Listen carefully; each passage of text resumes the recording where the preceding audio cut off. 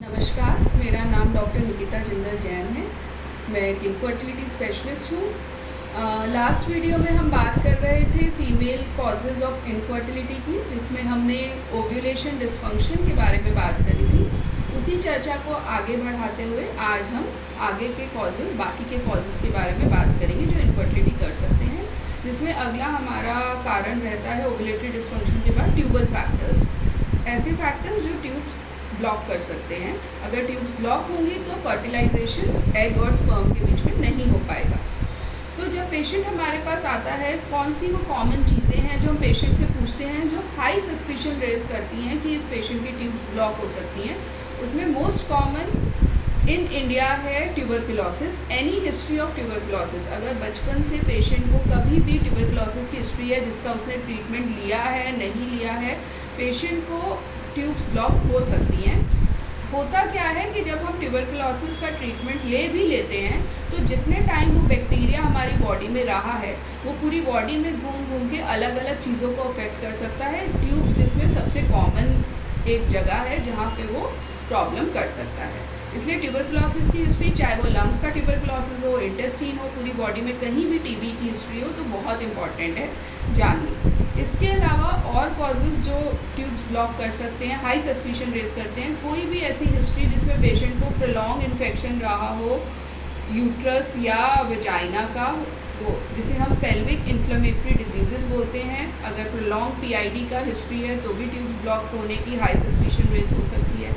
अगर पेशेंट की कोई सर्जरी की हिस्ट्री है, स्पेशली एब्डोमेन या लोअर एब्डोमेन के पार्ट पे किसी भी कारण की वजह से पास्ट में, तो भी हाई सस्पिशन रेज होता है कि पेशेंट की ट्यूब्स ब्लॉक हो सकती हैं।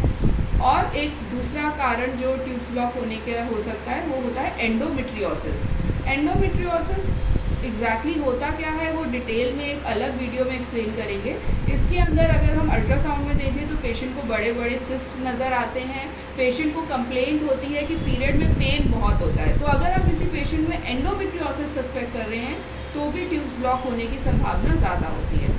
अब जब हमारे पास पेशेंट आता है, अगर उसका हिस्ट्री में ये सब कुछ कंप्लेंट्स हैं तो हम उसको पहली ही बार में ट्यूब का टेस्ट कराने की एडवाइस लिख देते हैं, जिसे हम बोलते हैं HSG टेस्ट। पर अगर पेशेंट को ये सब कंप्लेंट्स नहीं है, ऐसी कोई हिस्ट्री नहीं है ट्यूबरकुलोसिस की, सर्जरी की या पीरियड्स में पेन ज़्यादा होने की, तो हम पेशेंट को मान के चल के कि शायद इसकी ट्यूब्स खुली हुई हैं, 1 या 2 साइकिल ट्रीटमेंट स्टार्ट कर सकते हैं। पर अगर हमें रिस्पॉन्स नहीं मिल रहा होता है ट्रीटमेंट का तो हम ट्यूब ब्लॉक है या नहीं है उसके लिए टेस्टिंग कराते हैं, which is a HSG test, जिसके बारे में हम डिटेल में आगे वीडियो में बात करेंगे। अगर हम आगे के फैक्टर्स की बात करें तो नेक्स्ट फैक्टर है यूट्राइन कॉजेज़ इनफर्टिलिटी के और सर्वाइकल कॉजेज़। यूट्राइन कॉजेज़ में अगर बात करें तो सबसे कॉमन जो प्रॉब्लम पाई जाती है वो होती है फाइब्रॉइड्स, जिसे हम आम भाषा में रसौली भी बोलते हैं।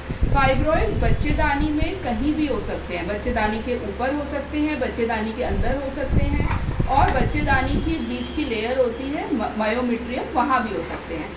केवल हर तरह के फाइब्रॉइड्स इनफर्टिलिटी नहीं करते हैं, केवल वही फाइब्रॉइड्स जो बच्चेदानी की कैविटी के अंदर प्रोट्रूड हो रहे हो उनको हम कई बार पॉलिप भी बोलते हैं, या आधे अंदर हो आधे बाहर हो, ऐसे वाले फाइब्रॉइड्स ही बच्चेदानी इनफर्टिलिटी यानी निसंतानता का कारण हो सकते हैं। अगर किसी पेशेंट को ऐसी प्रॉब्लम होती है, डिटेक्ट होती है, बाकी सारे चीज़ें हम टेस्ट कर चुके हैं, नॉर्मल है, केवल पॉलिप या इंट्रा कैविटरी फाइब्रॉइड की प्रॉब्लम है, तो उनको हम सर्जरी से रिमूव कर सकते हैं ईजीली। इस सर्जरी को हम हिस्ट्रोस्कोपी बोलते हैं। अब नेक्स्ट जो कारण है जो थोड़े अनकॉमन है वो है कि जन्मजात ही कुछ स्त्रियों में बच्चेदानी की शेप अलग हो सकती है। तो जो डिफरेंट शेप्स ऑफ यूट्रस हैं वो भी कई बार anatomical different shapes of uterus भी इनफर्टिलिटी का रीज़न हो सकती है। वो बहुत ही आराम से एक अच्छे 3D अल्ट्रासाउंड में पता लगाया जा सकता है। इन शेप्स को हम अलग अलग नाम से बोलते हैं, यूनिकॉर्नुएट यूट्रस या फिर यूट्रस डायडेल्फस, जिनके अंदर इनफर्टिलिटी कुछ ऐसे शेप्स हैं। अगर वो पेशेंट का है जन्मजात बच्चेदानी की प्रॉब्लम तो इनफर्टिलिटी की प्रॉब्लम हो सकती है। ये हमने मेन फैक्टर्स डिस्कस करे हैं फीमेल कॉजेज़ ऑफ इनफर्टिलिटी में, ovulatory tubes and uterus, last और इस वीडियो को मिलाकर। एंड में वीडियो ख़त्म करने से पहले मैं हाई रिस्क फैक्टर्स की बात करूंगी और फिर नेक्स्ट वीडियो में हम मेल इनफर्टिलिटी पे बात करेंगे। हाई रिस्क फैक्टर्स वो फैक्टर्स हैं जो पेशेंट की, अगर पेशेंट हमारे पास आता है, हम उसकी लाइफस्टाइल में देखते हैं तो हम सस्पेक्ट करते हैं कि पेशेंट को इनफर्टिलिटी हो सकती है। जैसे सबसे पहला है एज।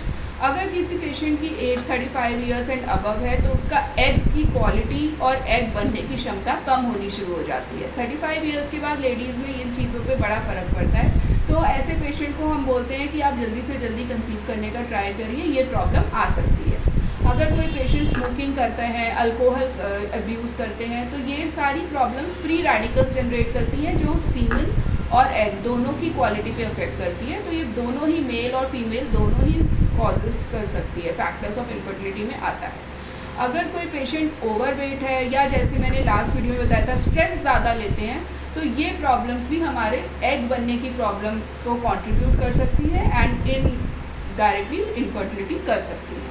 तो ये जो हाई रिस्क फैक्टर्स हैं, लाइफस्टाइल प्रॉब्लम्स हैं, इनसे बचना भी इक्वली ज़रूरी है अगर हम चाहते हैं कि हमें इनफर्टिलिटी की प्रॉब्लम ना हो। धन्यवाद।